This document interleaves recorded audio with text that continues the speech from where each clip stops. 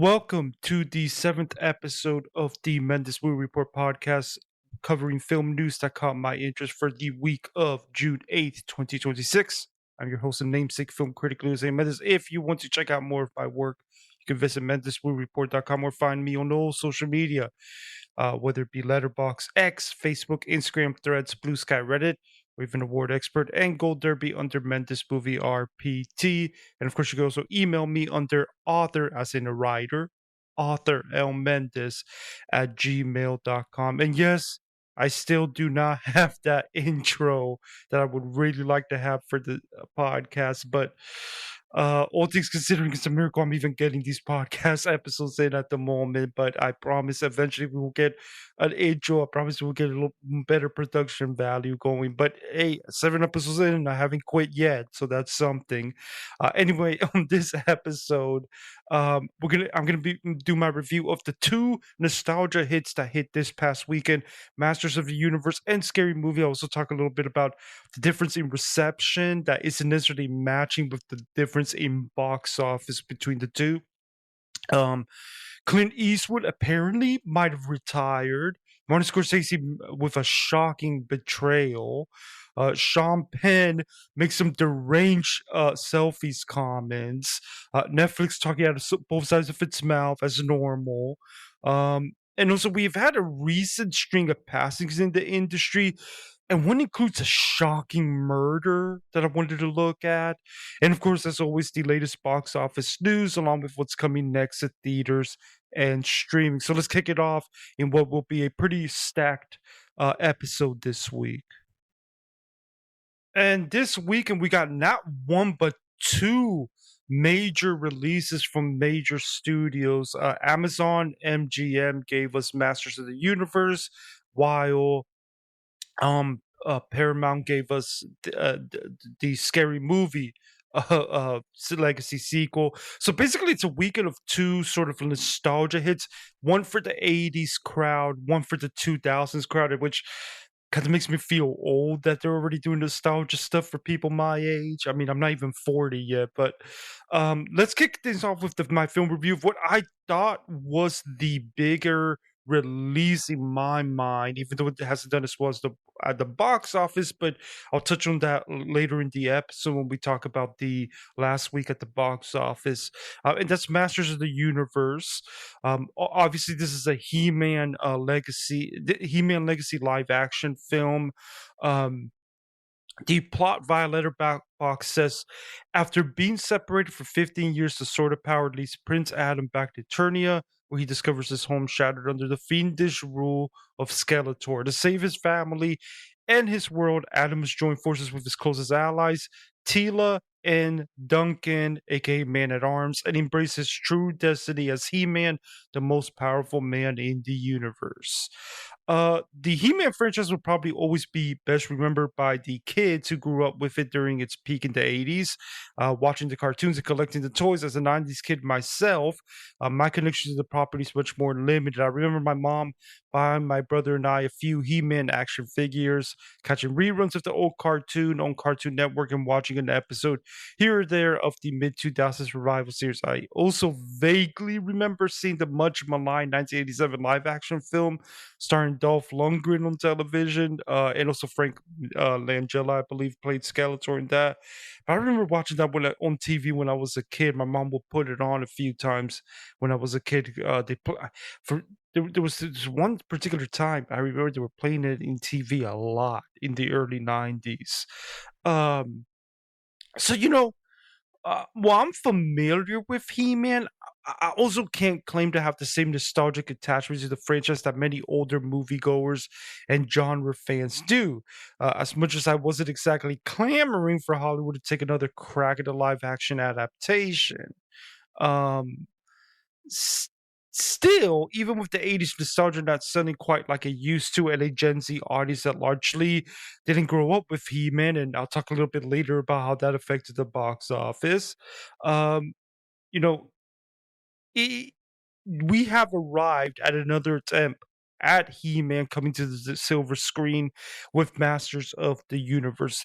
For whatever reason, my local market didn't get me a press screening for this one, so I ended up catching it on a Thursday evening at my local theater almost immediately after seeing another major release of the weekend, Scary Movie. And it made for a pretty bizarre double feature.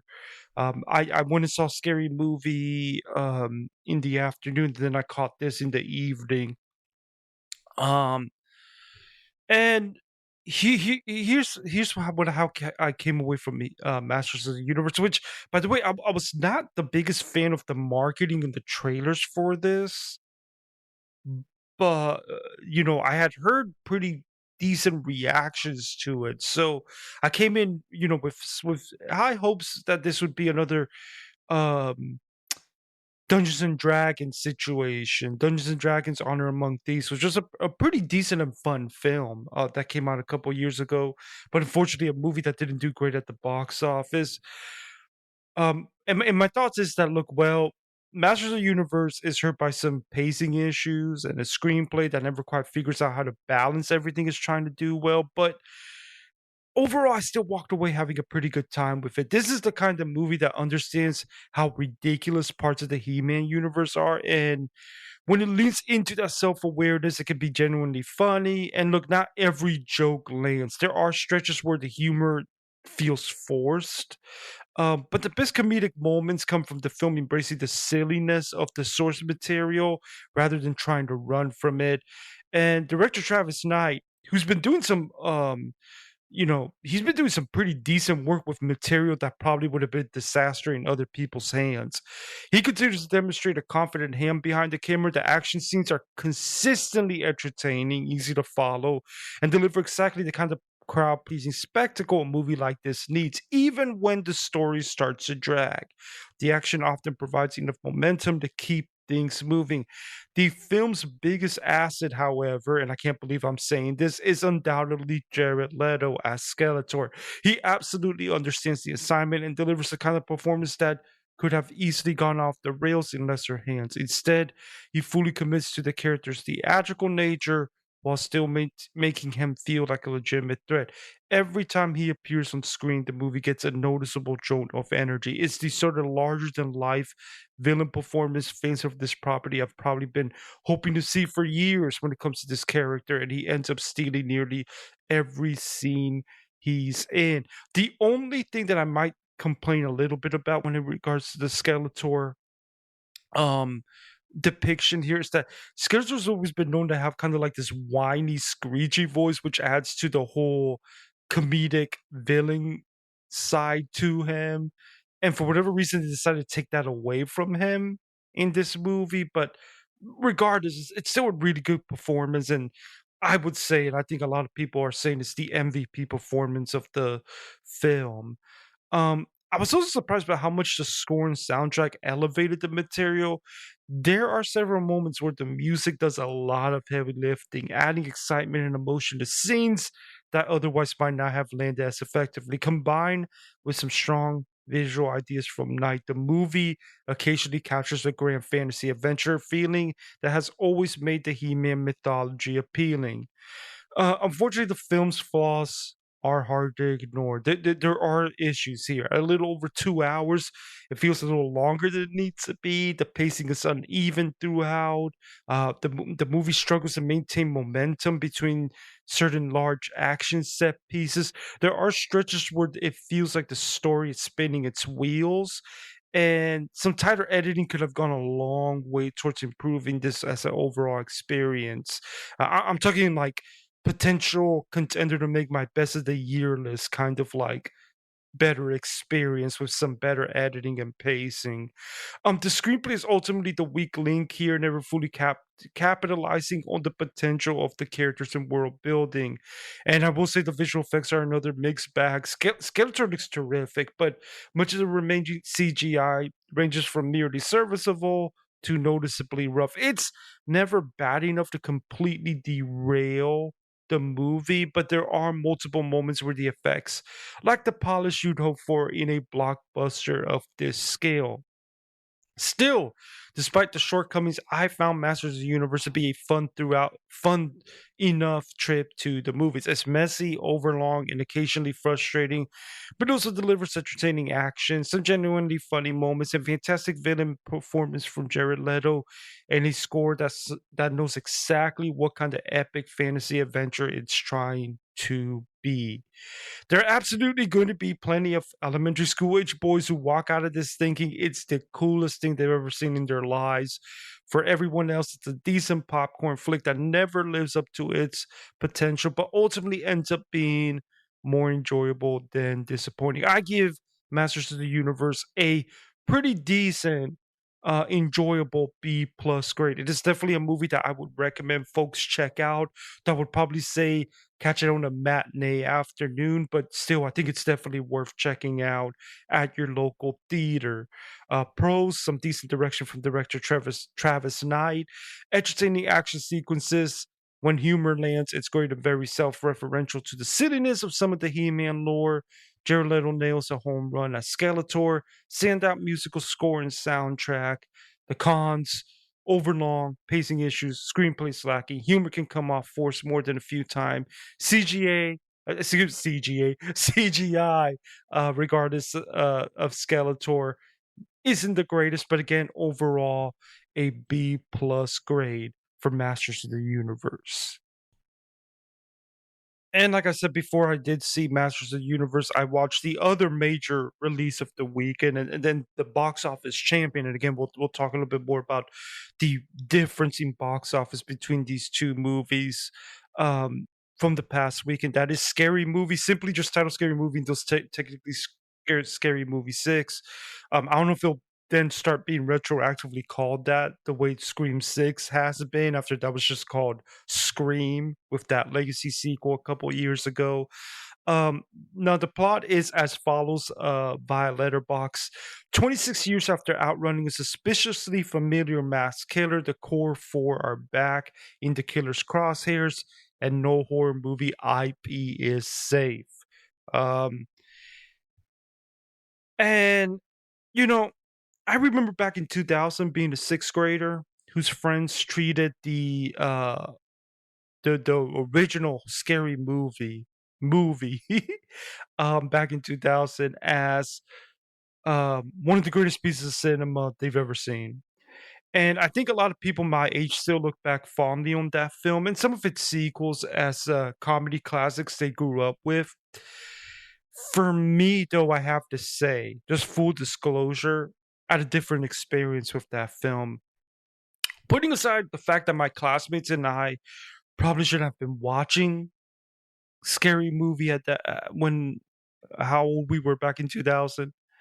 Um, I was never really a fan of the Scary Movie franchise, and not in the sense that I grew older, became more mature, and started looking down on something that I once loved, and now I thought it was immature. Like I've never liked these movies. I just need to get that up front out there.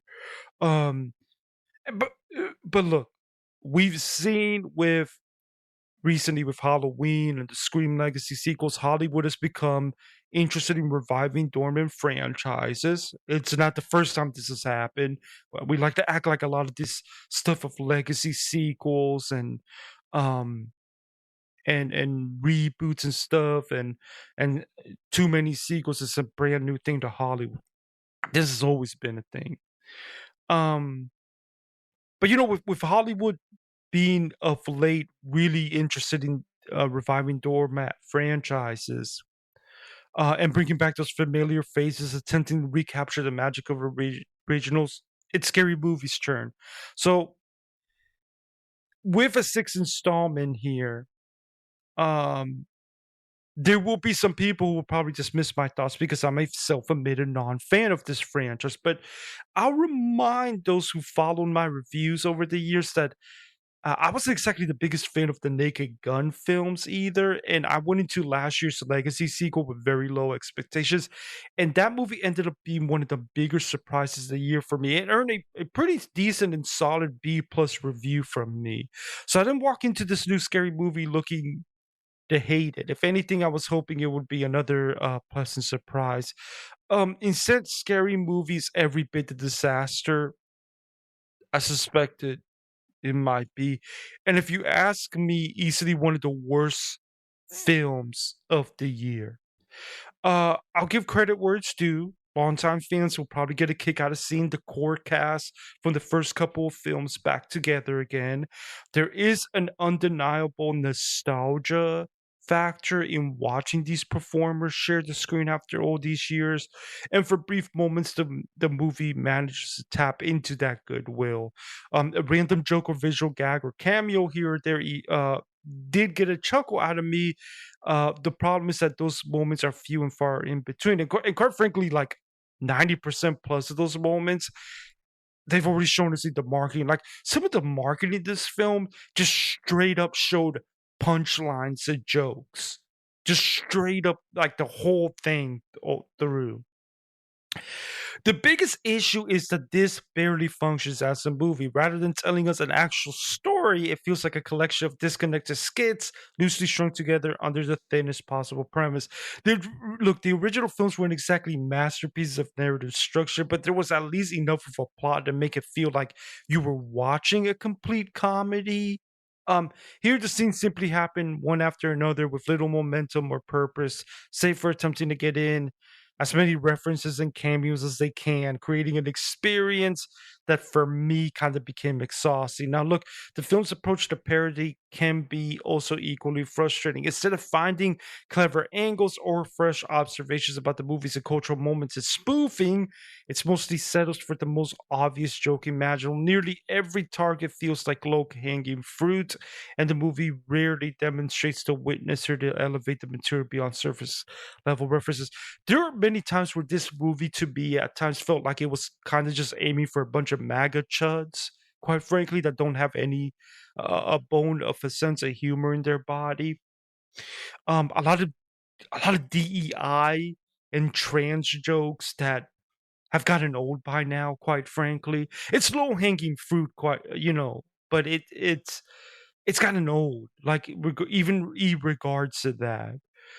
It's 2026. This is not 2021, 2022, where there was this big backlash about the way the culture has shifted um, during the first Trump administration.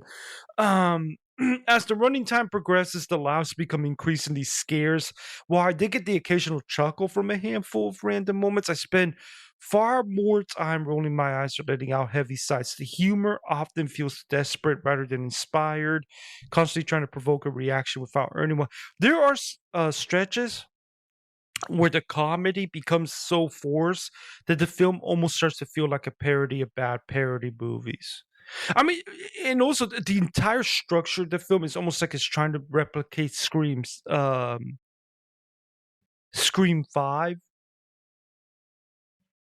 and it becomes so obvious that you just know too much where the movie's going.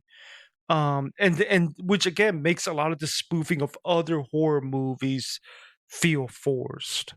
What's especially disappointing is that there is still an audience for this kind of comedy. The success of The Naked Gun showed that audiences will embrace goofy, absurd humor when it's supported by strong writing, genuine comedic timing. Scary Movie instead feels content to coast on nostalgia, brand recognition, and shoving in as many skits as possible while delivering very little beyond that. By the end, it felt less like I had watched a movie and more like I had sat through a series of increasingly tiresome sketch ideas that should have remained on a writer's room whiteboard. Fans of the franchise may find enough nostalgia here to justify the ticket price, particularly if they have a strong attachment to the original cast. For everyone else, this is a chaotic, incoherent mess that mistakes references for jokes and noise for comedy. A few scattered laughs can save what ultimately feels like a painfully dated attempt to revive a franchise. There's very little left to say if it ever did to begin with. And unfortunately, we probably will be getting a Scary Movie 7 down the line, given its box office success. I'll talk a little bit about that later. I give Scary Movie I give Scary Movie a straight up D plus. I think this is just a mock worthy film at best. It wasn't painfully boring enough to get into the D minus territory, and it's not like F territory. Like F territory is like me literally thinking the movie should be destroyed. So it's very hard to get an F from me. But it's a D plus. Again, the pros, fans of the franchise will get a huge kick out of seeing the core group from the first couple films back together again.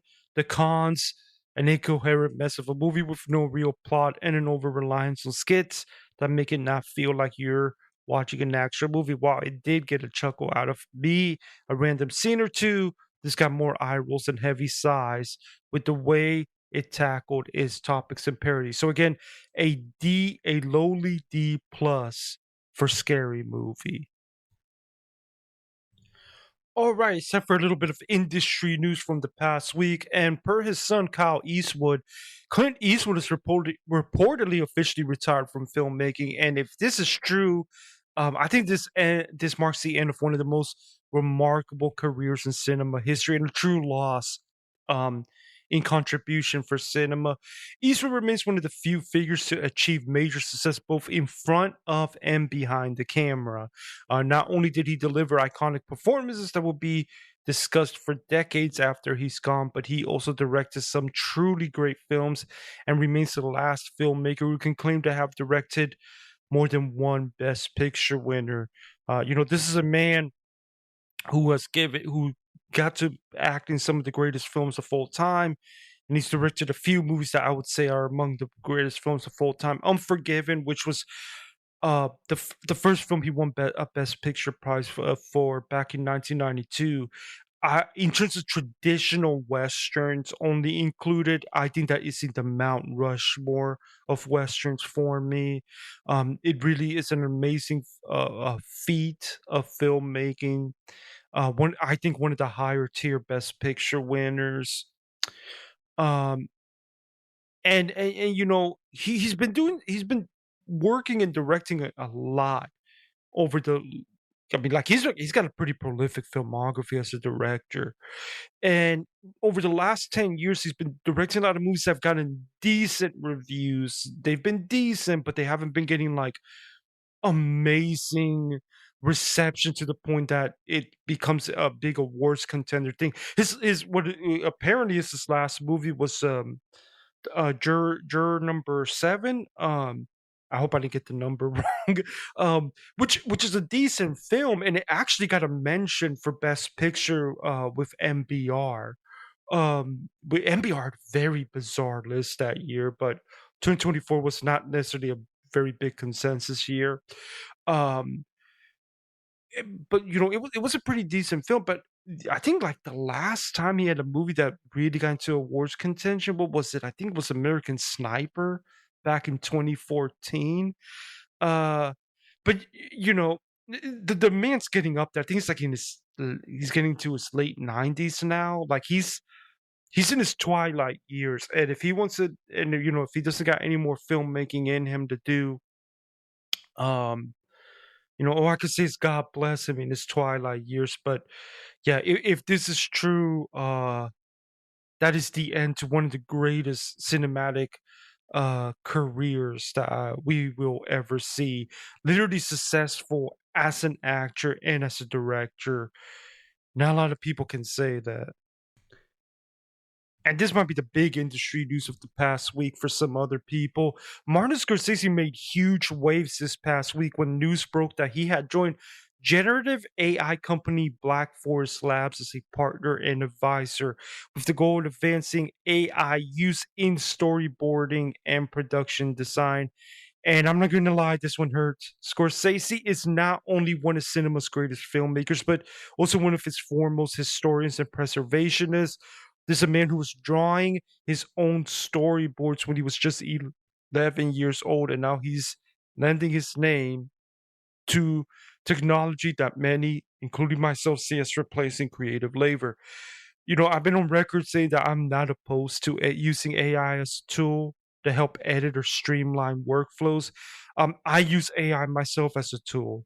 I use AI. I'm not going to sit here and pretend that I don't touch AI at all. It's BS. I have used AI as a tool. I've used AI for helping to edit certain things and stuff like that. But what I oppose is using it to generate work that could and should be created by an actual living, breathing artist or content creator. I cannot imagine telling AI to do something for me. It's in terms of like creating something, I should say.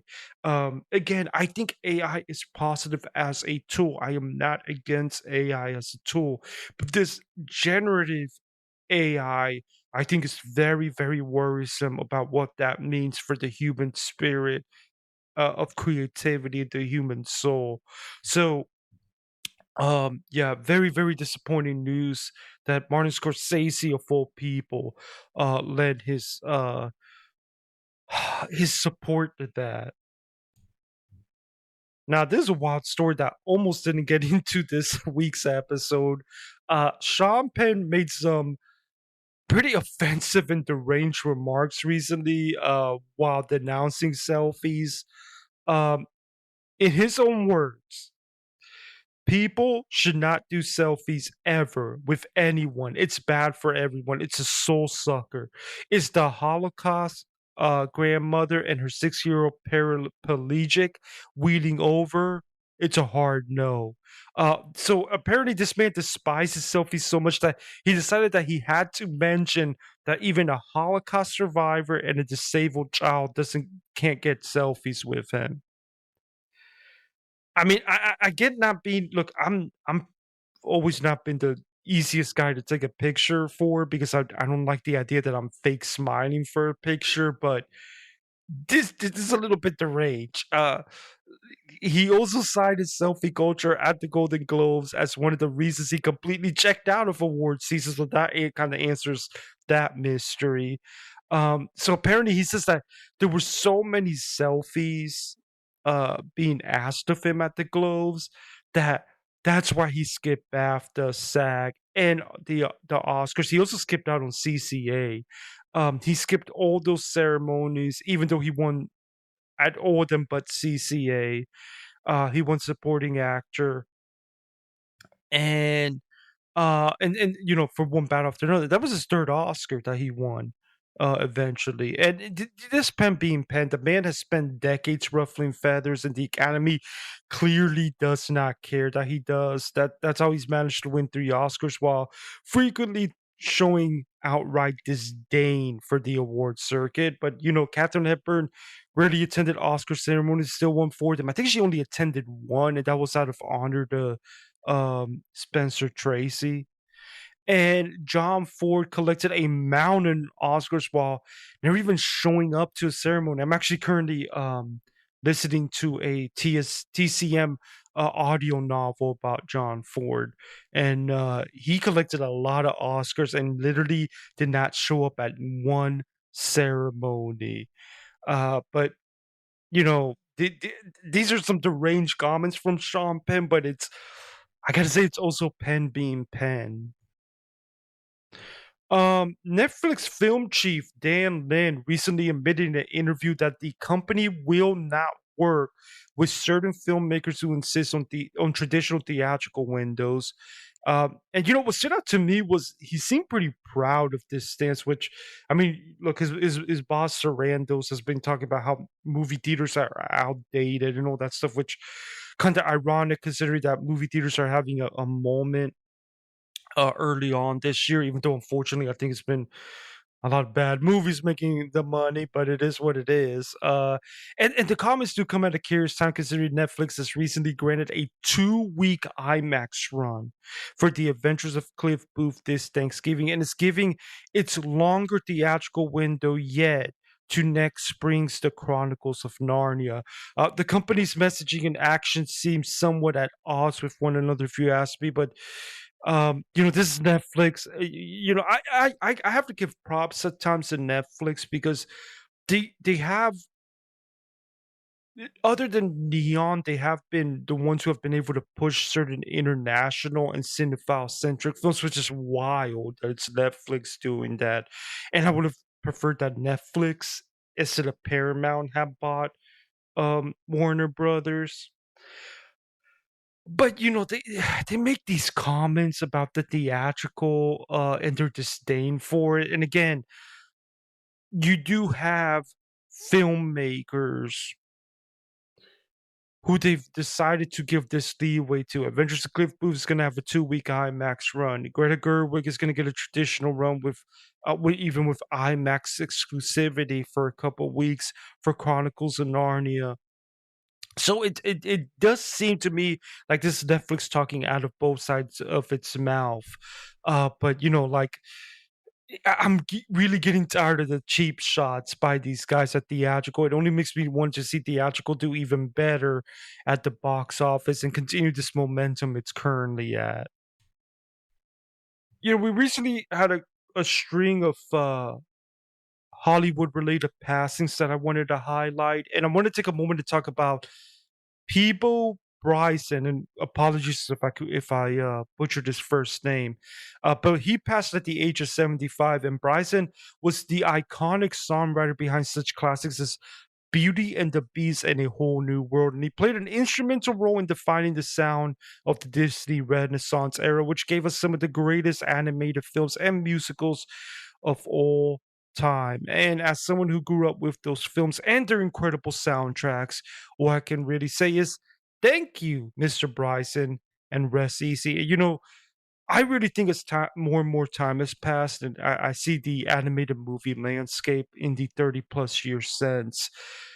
I really feel blessed to have grown up with the Disney Renaissance era. I mean, we are talking about some of the greatest movies, period. Not just animated movies, not just musicals, but I think some of the greatest films ever made.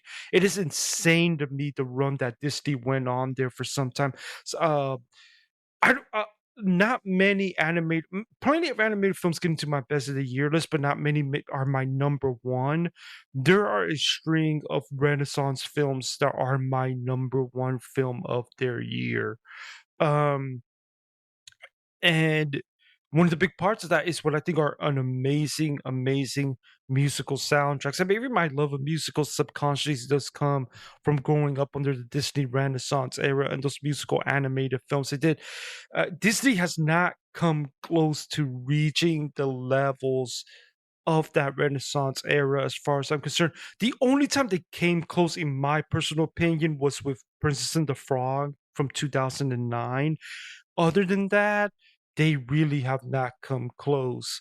I keep hoping that one day they will, but it hasn't happened. Now, not to say that they haven't been pumping out a couple good movies, but it is unfortunate they've resorted to just kind of like doing sequels as well. But aside from that, I do want to say rest in peace to Mr. Bryson for all the great songwriting that he gave us.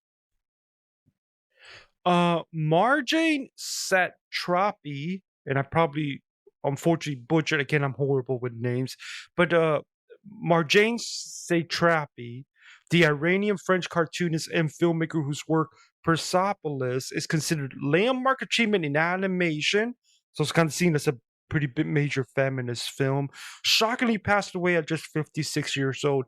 According to her family, her death was brought on by a broken heart following the recent passing of her husband. And that description stands out because it could encompass many different causes that I won't speculate about, but it also carries a tragically romantic quality in a weird way.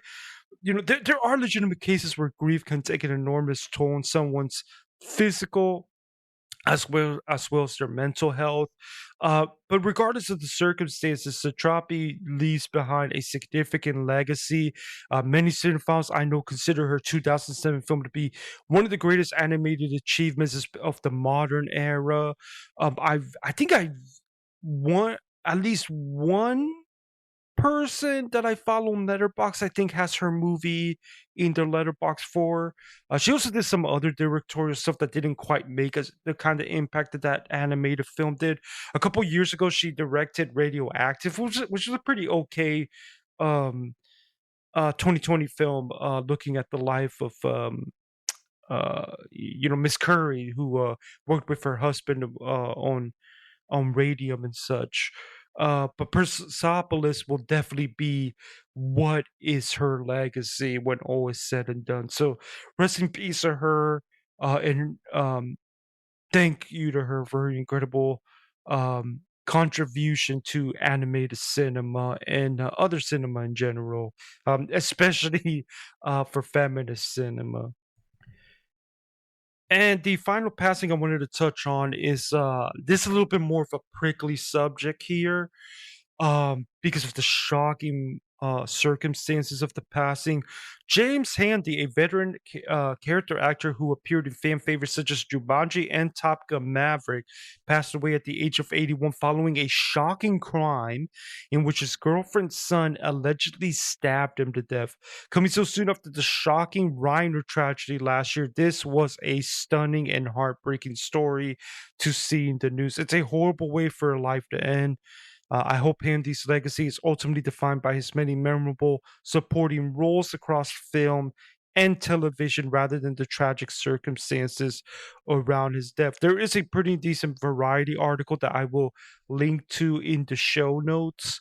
Um, but this was by Pat Saperstein, and it reads James Handy, a longtime actor who appeared as the bartender in Top Gun Maverick, and in I believe it was the exterminator in Jumanji, and I'm adding that extra note. That's not in the article.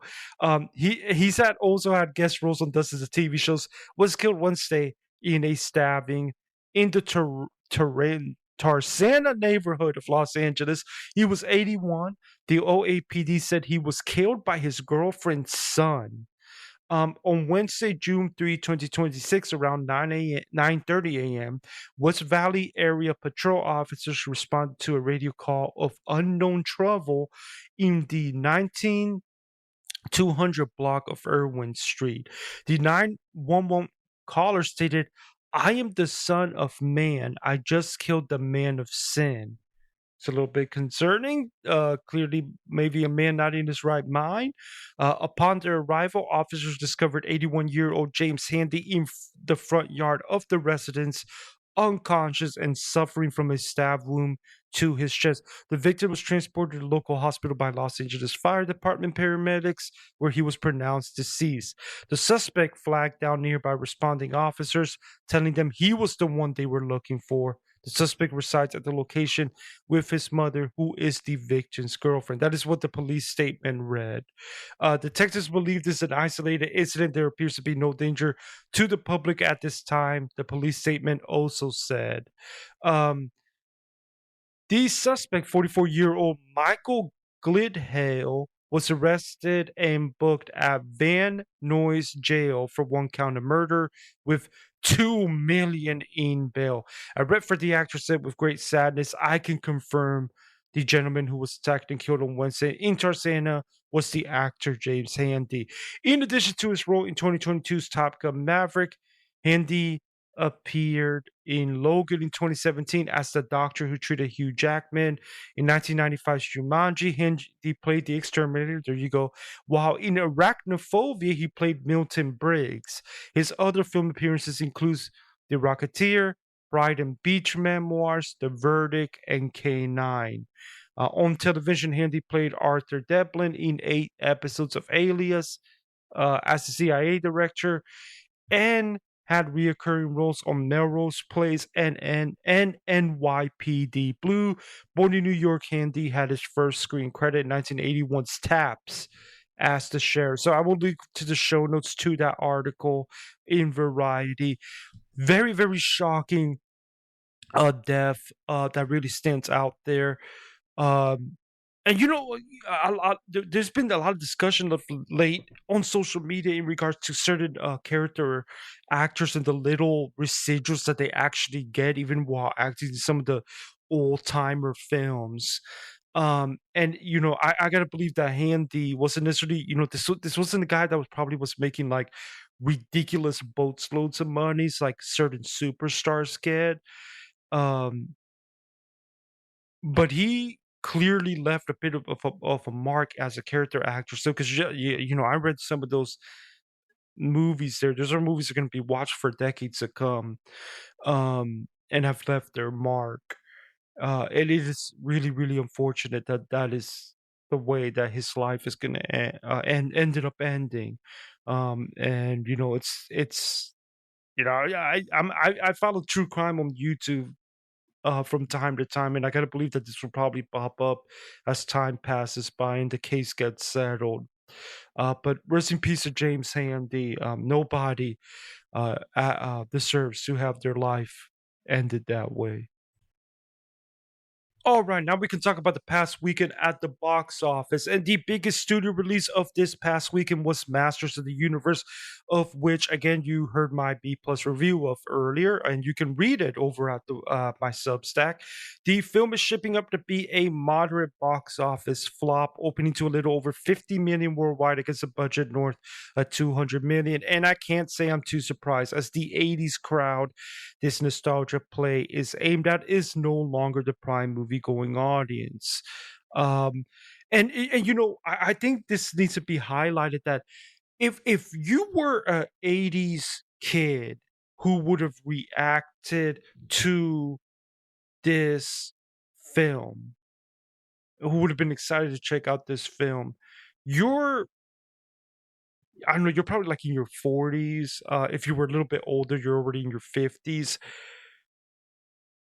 This people in their 40s and 50s are not going to the movies the same way that Gen Z is starting to go into the movies. I know a lot of people in their older age that have seen going to the movies is sort of like this thing they did in their youth and they don't really do it anymore. They're content to just stay at home and wait to see what comes on streaming and catch up with it in time. There isn't that FOMO feeling anymore for them compared to Gen Z, who wants to catch things as soon as they can. Um, so I'm not surprised that this movie struggled to do well at the box office. What I guarantee you is probably going to happen, considering the scores to this movie, is that this is going to show up on streaming sooner than later. And I'm going to see a bunch of Gen Zers who are like, wait a second, this is actually kind of fun. And then they're going to complain about why didn't no one go to see this movie. Um, and of course, millennials, which I mean, millennials aren't going at the same rate that um Gen Z is going to the movies, but I feel like they are going more than older, past my generation. Folks are Gen X and definitely the boomers. I think they will also eventually catch this on streaming. Um, Even though I think millennials were more busy with Scary Movie, which I'll get to with the hat. Um, but look, hey, regardless, those who did actually come out to see it did seem to like it well enough. The film received okay reviews from critics, decent scores from audiences, with critics that earned a 67% on Rotten Tomatoes and a 52 on Metacritic. Among audiences, it scored an 88% on the popcorn meter, 3.2 on Letterboxd, 7.2 on IMDb, but just a B cinema score for Masters of the Universe. As for the bigger box office winner of the weekend, that was Scary Movie, the Legacy sequel. And you heard my D plus review earlier, which you can also read my review over at the Substack. Even with less than stellar critic reviews and actually some mediocre audience scores, it managed to pull in over 100 million worldwide on opening weekend. I don't think there's a big mystery as to why. I think even Gen Z was brought in by the idea of watching a satire and a spoof on a bunch of scary movies that they loved and gave all this support to over the last couple years, while millennial audiences, who probably, folks like of my age that remember these scary movies during their middle school and high school years. Um, and maybe to some extent even the fifth one that came out when we were all in our 20s. uh you know I think that they decided to show up for this and there was more of a better sale than 80s nostalgia with Masters of the Universe. But even with the bad scores, it's still doing well at the box office.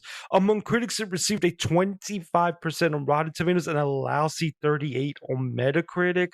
Among audiences, and this is interesting to me because audiences generally tend to be nicer to films than critics.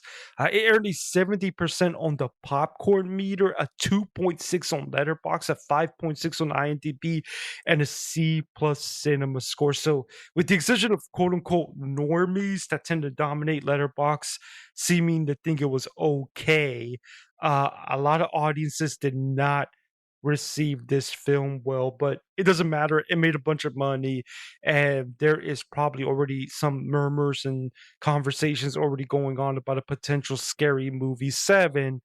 God help us. As for Magnolia's counter-programming indie romance crime thriller Caroline, it predictably didn't make a huge splash at the box office, but it performed moderately well for a film its size. I watched it over the weekend and found it to be okay, though I can see why some of the fall festival goers from last year were pretty high on it. Both critics and audiences have given the film some solid scores. Among critics, it earned a 93% on Rotten Tomatoes and a 75 on Metacritic. Among audiences, it got a 3.5 on Letterboxd and a 7.2 on IMDb. Not enough data for a popcorn meter score, and definitely was not scored or I should say graded by Cinema Score. Outside of the box office romance, the straight to Netflix Jennifer Lopez and Brett Goldstein romantic comedy was released with mixed reviews from critics and some pretty poor audience scores. And look, maybe the film was a little too raunchy for a lot of viewers, but I thought it was okay, even if I'm still kind of going back and forth between barely negative, barely positive on it. Among critics, it received a 51% on Rotten Tomatoes and a 52 on Metacritic. Among audiences, it earned a 51% on the popcorn meter. Very rarely do you see those stars align where both critics and audiences have the same percentage on Rotten Tomatoes. It got 2.6 on Letterboxd and a 6.0 on IMDb. So very, very mixed to negative thoughts on Office Romance. Which again came out straight to Netflix. I think people are being a little too rough towards the movie, but I'm also not going to pretend like it's some masterpiece of cinema either. In terms of what is coming up to look forward to this next weekend at the box office, Steven Spielberg's latest film, Disclosure Day, which I'll be attending a press screening for on the evening I'm recording this, and I will be reviewing in time for the embargo lift, which should that embargo will lift as you're listening to this. If you're listening to this on Tuesday morning, that embargo lifts at noon Eastern time. And it arrives amid plenty of debate over whether Spielberg can recapture some of the box office magic his films haven't really enjoyed since 2018's Ready Player One. The movie is also viewed as a potential awards contender, and as someone who currently has it in my predicted Oscar lineup of 10, I'm not entirely sure what to make of these overwhelmingly positive early reactions from those who've already seen it. I've heard Emily Blunt is outstanding in the film as well. But I cannot wait. It is going to be a nice Monday night to sit down, go to the theaters, and see a brand new Steven Spielberg on the big screen. And the word is that this movie might be one of the best of the year. And I should also be commenting, if all goes to plan, I will be back with Howard Monroe and the Watchdog Morning Show on this Thursday morning, from the publishing of this podcast to talk Disclosure Day and some other great sci-fi films throughout history. But after that, regardless, after Disclosure Day, we basically have nothing but straight to streaming fare. So interesting that a lot of movies are staying away from Disclosure Day, considering that we're not talking about the Odyssey here. One example is Netflix's In the Hand of Dante, an epic that jumps back and forth between modern day crime thriller and Dante Alighieri's preparation for writing his literary masterpiece. The film received very mixed and negative reactions during last year's fall festival circuit, so I'm fascinated to see whether it works for me or not. Like I've heard of people who straight up despise this movie. Netflix will also also released the animated film I Am Frankelda, which actually received some awards consideration last season.